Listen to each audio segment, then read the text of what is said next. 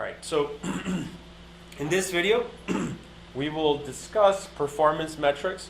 So this is a very important topic. You know, whenever you have a machine learning problem, you know, there's the machine learning pipeline, right, which usually starts with the data,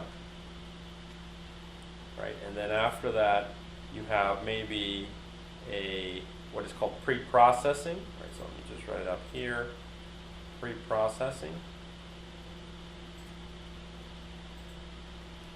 which usually includes like cleaning the data, etc. Then after that, you convert your data into the vector space model.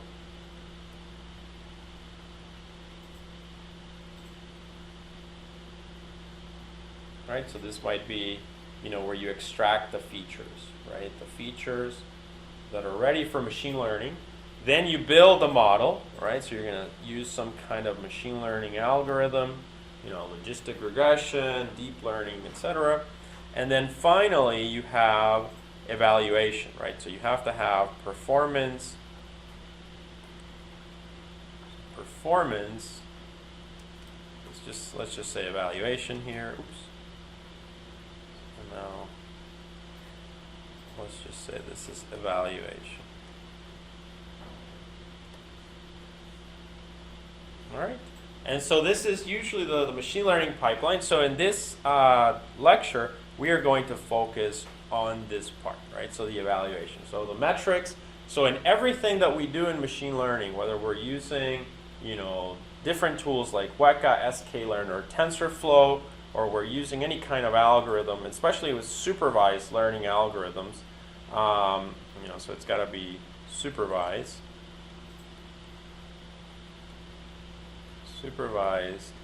learning, right? Where we have the actual label, so we have labels, right? And then we have predicted values. So usually what's going to happen is you're going to, you know, compare these two, right? So you want to figure out if they're the same, if they match or not. All right, so that's what, you know, the performance metrics are. So today I will discuss how this works. All right, so the learning outcomes of this, upon completion of this unit, students should have a better understanding of machine learning related performance metrics. All right, so we'll look at a list of the most common performance metrics and basically, you know, kind of get a little bit of sense of the intuition of how they work. And then later on in many of the labs and lectures, I will keep going back to these so that they will be very common throughout our discussion. So what are performance metrics, right? So, you know, that's the first key question. So we want to determine how well a model performs on the data, right? So we want to determine something. So usually what you do is that you divide the data into training, validation, and testing, right? So, or some people may just divide it into train and test. It depends. So the validation, you know, as you can see here, you might leave 60% of the data for training, 20% of the data for validation, and 20% of the data for testing. So what happens is you build a model based on this set, the 60%, you build a model, and then maybe the model needs some parameters for a little better tuning, and that's what the validation set is for. You run some, you know, predictions on this set, you see how it performs, and then it gives a little bit of feedback, right? You know, but this is done, you know, basically by hand, manually. Sometimes this is called grid search. And there are some algorithms for that as well. And so what this does is it basically looks for optimal parameters. So it's optimal parameters. Sometimes also called tuning.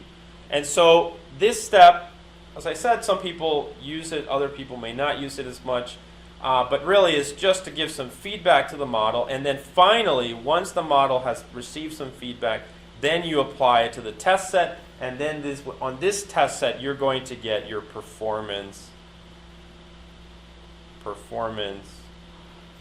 metrics. All right? So that's kind of how it works, and that's the relationship between the metrics and the data set. So remember that there's two ways of splitting the data. You can split the data. Let's say here we just have a train and test split. All right, so this might be like 33%, right? And then this is 67% or something like that, right? And so again, you train the model on this, and then you apply the performance metrics here. Let's just say metrics.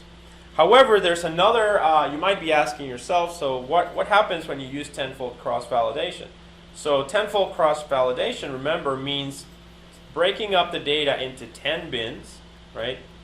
3 all the way to 10, right? And then you randomize the data first, and then you're going to run the model multiple times on different parts of the set. So let's say you leave this one out for test, and then you use this for train, and you use all of these as well for train, right?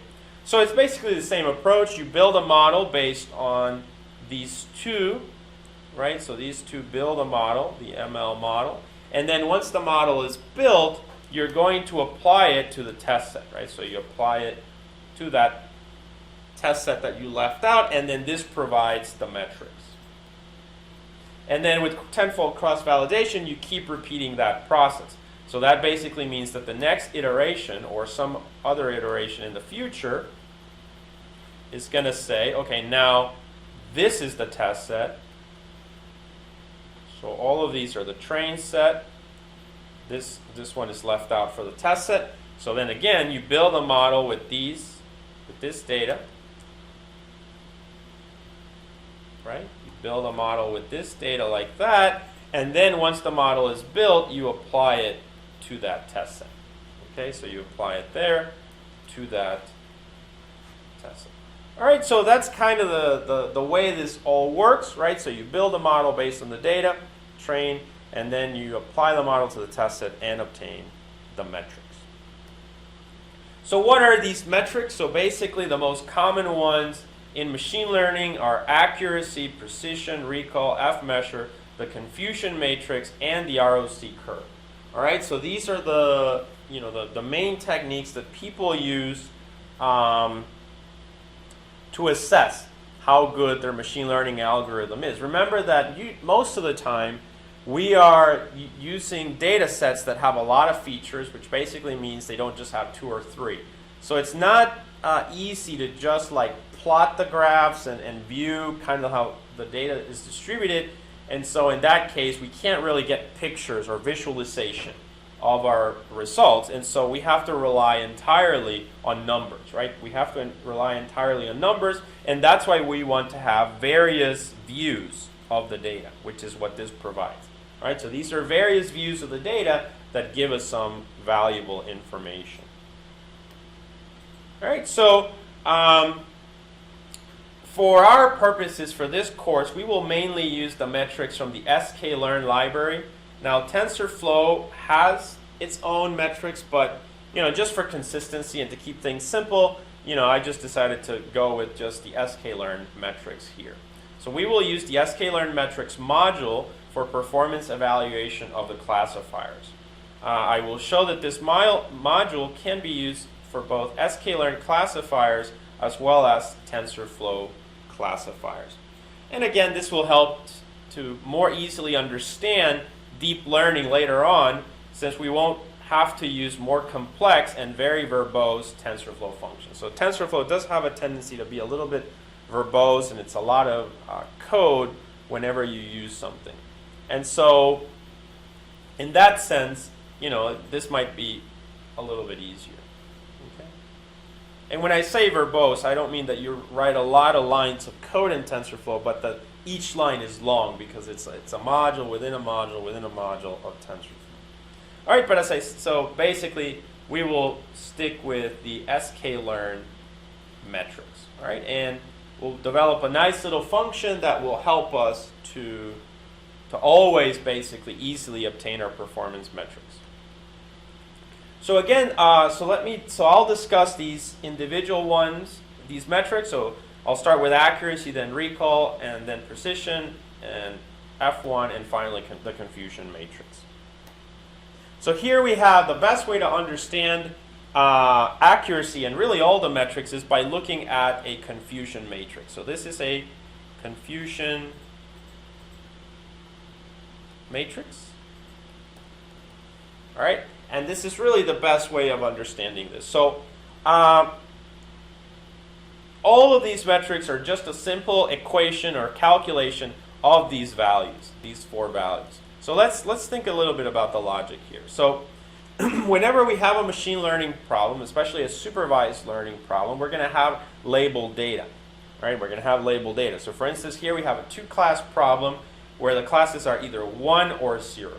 All right? And so those are the real labels. We have our data set and our test set. Let's say there's, let's say there's 50 samples of 1 and 50 samples of 0, right? So that's the annotated. Then we build a model, a machine learning model, and the machine learning model will predict. Given a test sample, right, it's going to predict, is it a 0 or a 1? So it's going to predict, obviously this is what can happen. If something is true 1, it could be, that sample could be predicted also as 1, or it could be predicted as 0. And the same can happen for the true 0 category. Given a sample where you don't know the label, or you haven't looked at the label yet, you give it to the machine learning algorithm. The machine learning algorithm can basically say it's either a 1 or a 0. All right? And so you create this relationship of, it's something like saying, out of these many that are 0, how many were actually predicted to be 0 by the model, and how many were incorrectly predicted to be 1 by the model. All right? And so that's kind of the intuition here. All right, so given this confusion matrix, we can now then develop the calculation. So as you can see, the accuracy is the simplest one because it adds up all 4 elements, right? So everything that the model does, and out of all the values, it wants to know, so it creates that as the denominator, and then the numerator is basically A and D, right? So A and D are the values that, given that they were this class, they were actually predicted as being that class. So you can see that here. So for instance, A and D are, so A is, given that something is true, it was predicted, or sorry, given that something was 1, is predicted, it was predicted at 1, as 1. And then over here, the same, we have the same for D.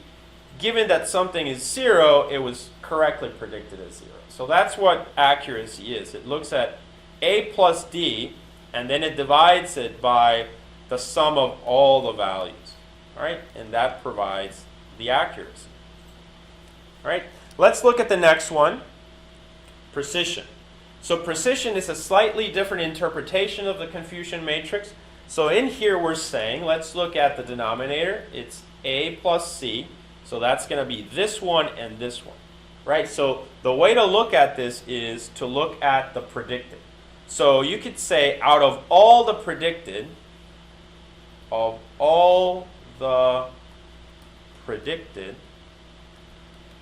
as 1, let's say, so of all the predicted as 1, of all the predicted as 1, then we look at A, and A is just the label 1. So out of all the predicted as 1, how many were actually labeled as 1? So actually labeled as 1. All right, so that's the interpretation. And the same applies for the other one. Here, the same class, right? So we could look at B and D, and then it's going to be, it would be out of all the predicted as 0, how many were actually labeled as 0? All right, so that's the definition of precision. So you can see that here. So A plus C, and then A. Okay, and that's the precision there.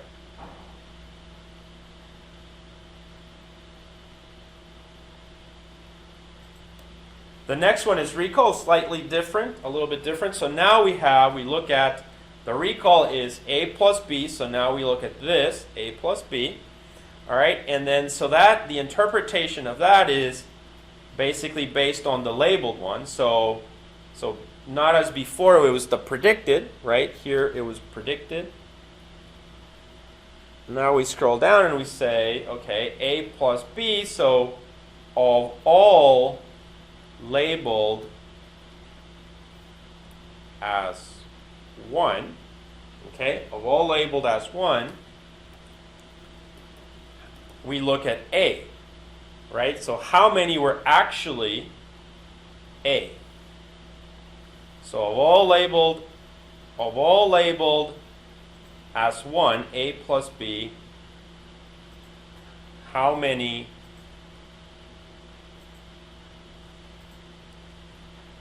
were actually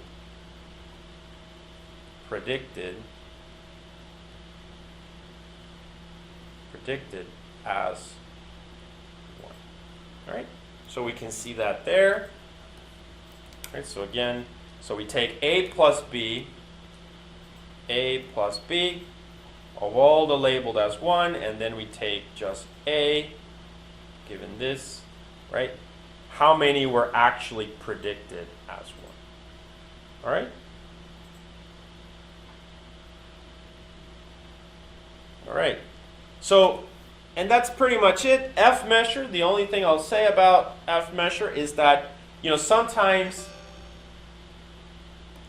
sometimes you want to, in one metric, get basically a lot of information, right? So instead of looking at accuracy, precision, recall, etc., you can just look at the F measure, and you can see that the F measure is a harmonic combination of both precision and recall. So usually this is the preferred metric that everyone looks at. So whenever you read papers, etc., the main metric that people look at is F measure.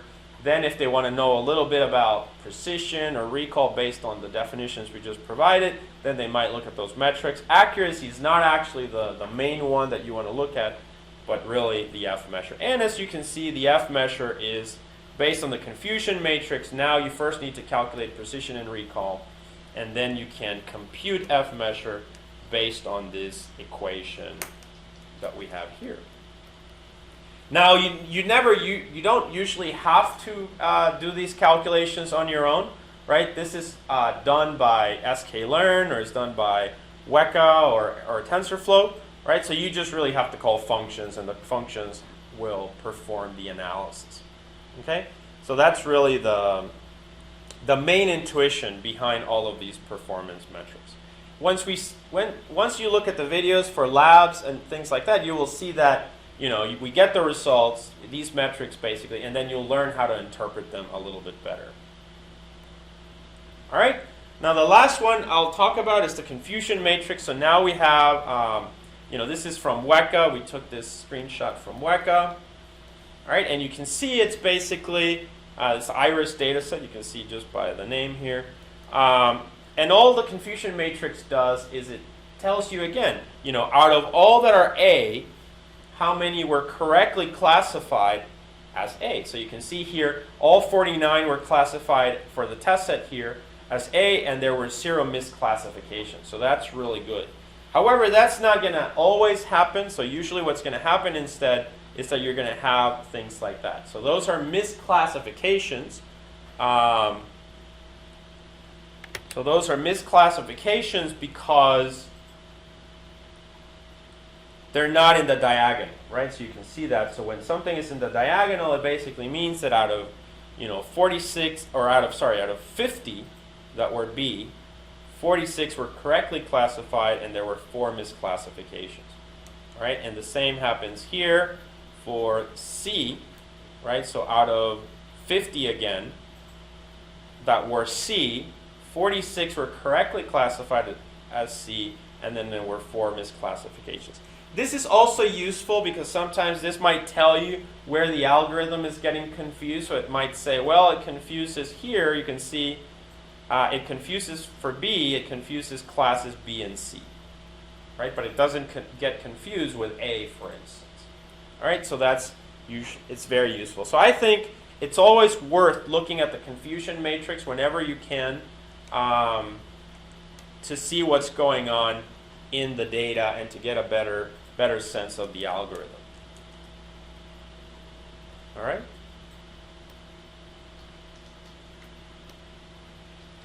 All right, so basically we're talking about performance evaluations. And so evaluation of the performance of your classifiers is extremely important. It is, in fact, what you need, right? You need to know how well the algorithm performs, how well it's detecting, intrusions, malware, phishing attacks, etc. The sklearn kit provides very good modules to address this issue. In particular, evaluation often involves measuring, these metrics that I just mentioned: accuracy, precision, recall, and the F measure. And the best way to understand the metrics is to think of the confusion matrix, that for the interpretation of these things, as I just described. Confusion matrices show how many elements from a class are correctly and incorrectly classified. All right, and that's kind of what I had said before, so I'm summarizing it here. All right, in this slide, I basically have the code. So this will be the function that we will use throughout the course. All right, so this is a function that you can copy to your cheat sheet, or you can copy this to your starter codes or source codes. We will always use this one. So this is the sample code to obtain the metrics. So for instance, you can, this function has a little parameter here. It's a string. So if you want to specify what algorithm you're using, so for instance, if you're using KNN, or you're using DeepNet, right? So something like that. You can provide like a parameter, a string with the information. And then the other two important parameters that you provide here are ypred and ytest. Right? So if you remember, ypred is a vector and ytest is a vector. So this is ytest, ypred, right?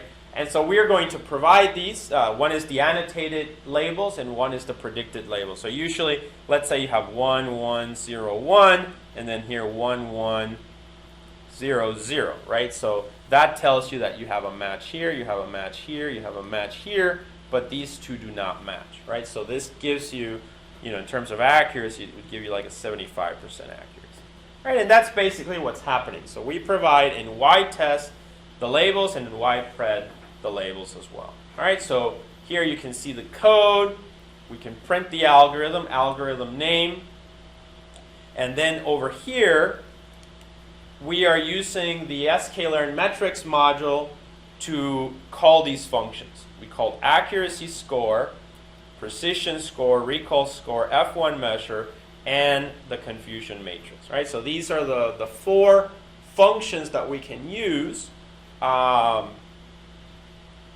our library, right, so that we can do the analysis. So here we can see, for instance, the accuracy is this accuracy function just takes, again, we provide to the function ytest and ypred, then they are used here. We call accuracy score. Accuracy score returns the results, which are printed in this format string. And so we print it out on the screen.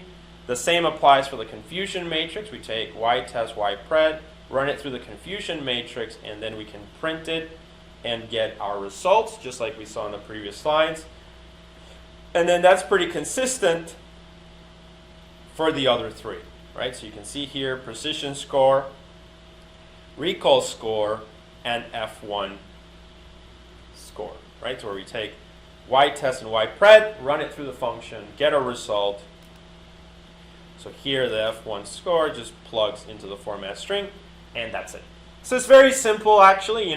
This is all the code that you need, really, in the, to evaluate your function. So whenever you're writing an algorithm, you can keep this function handy, run your TensorFlow or anything. Remember, if you do run TensorFlow, like if this was a TensorFlow label, right, ypred, you're going to have to move it from the one-hot encoding back to just this encoding. So for instance, one-hot encoding for that would be 0, 1, assuming this is a two-class problem, 0, 1, 0, 1, 1, 0, 1, 0, right? So that would be the one-hot encoding version of it from TensorFlow, let's say. And now you have to change it to this format, right? So you would change it to that format, right, which would be 1, 1, 0, 0. And so that's your predicted, and then you compare it to the labels, and that's it. So that's basically the description of this function, all right? And it's pretty straightforward, and it's a function that we can use for anything. All right, so here's just a summarization of that previous function. So the code above shows a function to print the performance metric statistics. Two sets are provided, which are ypred and ytest. The ytest dataset contains the original annotated labels, and the ypred contains the labels predicted by your classifier. Each of the metric functions, such as f1 and recall, uses these two data sets to calculate the respective metric. All right? And as you can see, this was a very simple, short video. Just wanted to discuss the performance metrics and the interpretation of them. So in summary, we learned about the performance metrics, and we learned how the performance metrics. So we learned how the performance metrics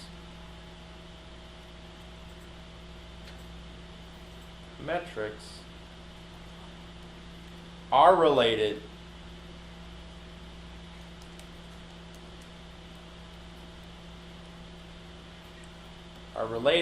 to the confusion matrix.